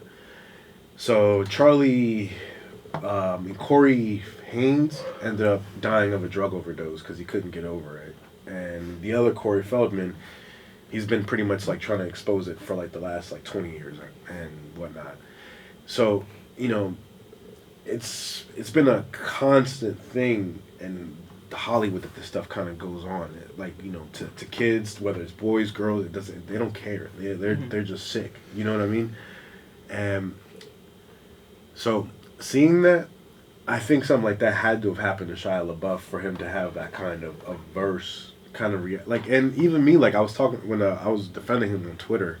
People were like, you know, he's homophobic, and I'm like, yo, like, and that's not like that's not homophobia. That's what I'm trying to say. Like, it's not homophobia. He doesn't hate gay people because he like hates gay people. Exactly. He doesn't hate gay people. He just has a trauma. Like, he's traumatized. The clear definition of homophobia is an irrational. Huh? It's an irrational fear. Yeah. But the clear definition of homophobia is when you genuinely don't like someone because they're gay. Like, that's just, like, a brief description. I'm sure it's, like, a deeper, but, like, basically, you're gay, I don't like you. So I'm homophobic. That's not what he said at all. Like, but that's what I mean. It's, like, it's an irrational fear. So it's, like, if it's rational, like, as in, ergo, I was touched, therefore, I have a fear of this, that's not an irrational fear. That there is a clear logic behind why you have a fear of these people. So, you know, to try to like label it homophobia, like I was trying to say when I was defending him, it's like when I was 15 at Burger King, there was a manager who was like 40 something, and he routinely tried to hit on minors. He told me, yo, like, I popped a 15-year-old a couple days ago, blah, blah, blah, blah, blah. And he, like, literally, in graphic detail, told me exactly what he did. Now, Dude. at the time, like, I didn't understand, like, how the levels of fucked up that shit was. But, like, am I the most, like, friendliest around gay people? No. Am I cool with them? Yes, absolutely. But, like, am I strict about the boundaries that I place on myself? Where I'm like, yo, I ain't with that gay shit. You know what I'm saying? Absolutely. I do think there's better ways to put it, but I get, Of I course. think, yeah, but I can like, understand the you know, the mindset behind it is not one rooted in homophobia. Right, and the part that bothers me the most is, right, society will tell us from when we're young, like, men are the problem. Men, you know, we're too aggressive, we're too horny, we're too this, we're too that. But then the second you go, okay, well, gay men are in there too. It's like, whoa. They're No. different, Yeah. They're, Well, yeah, I think and- that's it's a common, like, you know, societal thing of, like, oh, a lot, like, it's like take things at surface value. I think we're kind of trained to just look at, you know, what's the face value of this issue. Oh, he said something disparaging about gay people. Homophobia is bad and all this and that.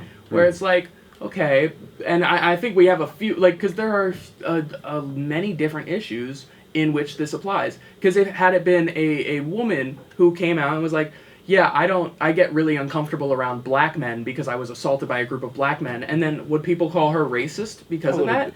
I wouldn't call her racist. It's not a racial issue because it's not black people, it's black men, and that's what I mean. Because you have to, like, it's how it's framed. I'm just saying, because y'all were real on board with me saying, like, oh, it's not I homophobia agree if with Shia you. LaBeouf had that, because it is trauma, and so I keep it 100. I'm 10 toes down all the time.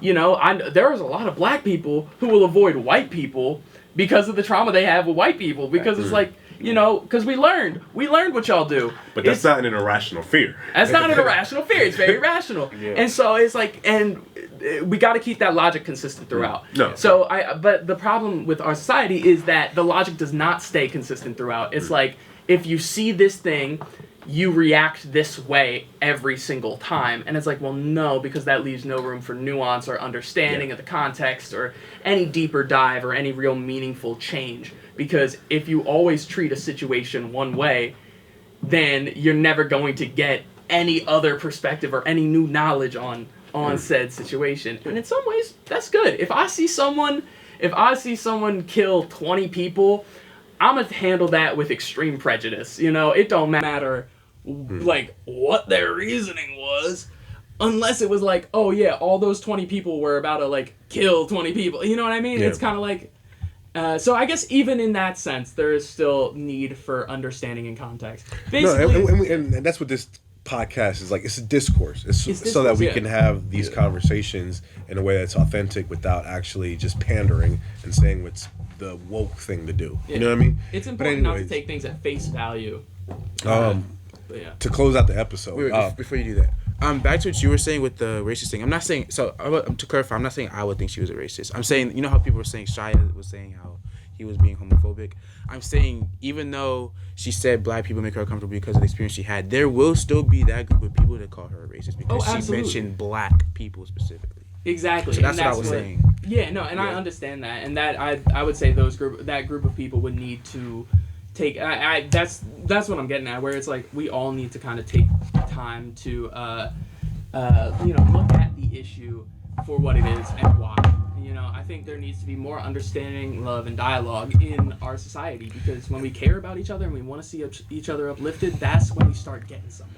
And it's a shame because I really wanted to get into also the Tourette's guy conversation. That was definitely. We don't have time for that though. No, we don't. Brother, But That's a whole conversation by itself. and that's it, and it's tough because it's like it's a genuine disability, but it's like, damn, like. It's a genuine disability, full stop. Yeah. That man was lied to, and all other ticks... Wait, what do you mean he was lied to? He was lied to. So he had talked to the organization at the BAFTAs like, hey, I have Tourette's, and is this going to be a problem? And they're like, no, anything that shows up we'll be able to edit out in post.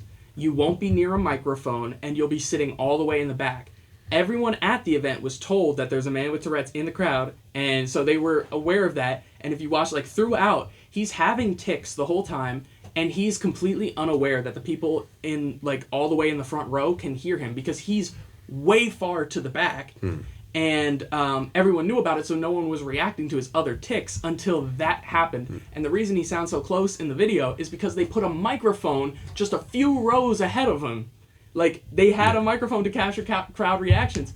Like, bro, y'all set him up. I understand that part. For me, it was more so white people's defense of him. It's like almost like they wanted to just defend the right for someone to be able to say that word under certain circumstances. That is true. Like, There's a lot of times where like white people will immediately jump to the defense, and it's like, I agree with you, but not you. You're in it for the wrong reason. Yeah, you're defending him for the wrong reasons. But last episode. So anything you want to say, Charlie, before you head on out of here? Man, just be good. Be good people to each other. Love each other, man. It's difficult sometimes, but it's not hard. And the more you do it, and the more other people do it, the more we start to enjoy this world. So let's come together as a community. Let's build a garden. Let's start, planting some fruits and veggies and shit. So that way, when the bombs drop and all the trade routes get, knocked out and the American government collapses within on itself, then you and your family are gonna be safe because y'all already have a self-sufficient community. I think that's something that a lot of people need to be working towards. Let's build a compound. Come on. That sounds like a cult. That sounds like the start of a cult. Oh my goodness. You and the American government, man. Every time people just trying to have a community and love each other, we get labeled a cult. God forbid. I seen it on Paradise, the show, so. Yo, maybe they were just trying to enjoy some Kool-Aid and they got mixed up between the sugar and the rat poison. Also, fun fact, it wasn't actually Kool-Aid in Jonestown. It was a competitor known as Flavor Aid, which was... Just a random fun fact, by the way. But hopefully, this isn't our last episode together. But just in case it is, man, thank you for being part of it. Appreciate you. After much Dark, love yo. to you guys, It's man. been Thank you so much for letting me a pleasure working with you. Yeah, it started with y'all two, then I joined along. Yeah, for sure. But yeah, thank you for everything, Charlie. And I'm looking forward, of course, to shooting the pilot and seeing what goes on after that. But not before we made sure we gave you your flowers for all the work that you've done up until this point. Thank you. Yeah, thank you for that. Anything you want to say, Jay? He said it all for me, but appreciate you, Charlie. Appreciate you helping me out through some of my classes, off camera stuff. Do what I can. Appreciate you in the equipment room. Just appreciate you, and good luck when you graduate. Best of luck. Thank you, brother. I'll need it. Mind if I close this out real quick? Mm-hmm. Yeah. Well, this concludes yet another episode of YB After Dark. For myself, I'm Charles Jones, joined by Jay Cush and Jay. Absolute legends. It's been such a pleasure being on here. This has been the longest and best three-way I've ever been a part of. Good night. And that's it. And that's where we close out. Bring it. Yo, dog. Let me put my bag down. Oh. Man. Fuck, dude. This finality feeling sucks. I can one more episode, like a bonus episode. It just can't be a long one.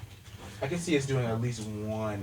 I can see myself driving up from Philly sometime to make a guest spot appearance. Actually, I don't know, because if I'm working in the newsroom at that point,